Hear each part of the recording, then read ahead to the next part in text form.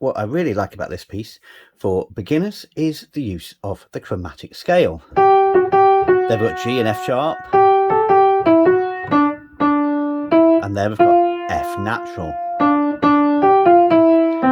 And in fact, we've gone G, F sharp, F and E. So that's all chromatic. What I like for more advanced players is the use of circle of fifths and passing 6/4s. So we get the D, and that is usually a diminished seventh as well, which is nice and juicy. So there's D, 1, 2, 3, 4, 5. It's moving down a fifth, and then moving from G to C. G, a fifth. So we've gone D, G, C. So we're using the circle of fifths. The similar kind of things happen later, or certainly the intervals of a fifth in the bass.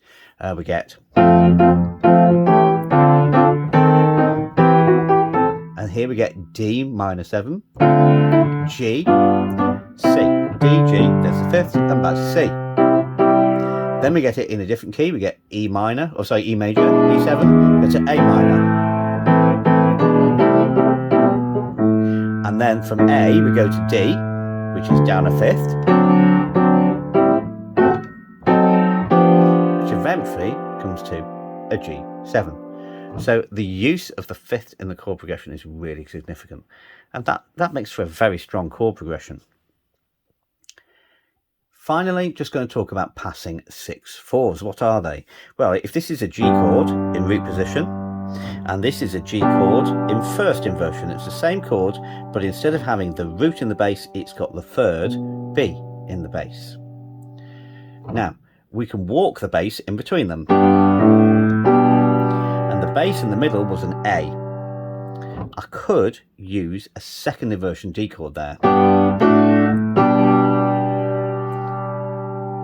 And that's called a 6/4. 1, 2, 3, 4, 5, 6. We call it a 6/4 because of the distance, the interval between the bass and the notes above.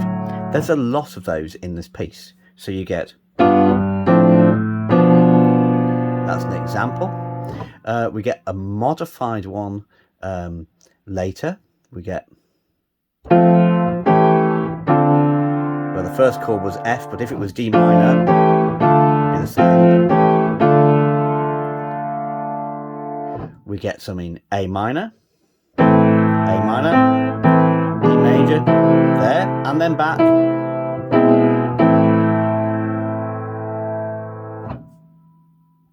You should definitely explore passing 6/4s. They're a really good way of harmonising a scale that moves between the root and third of a chord.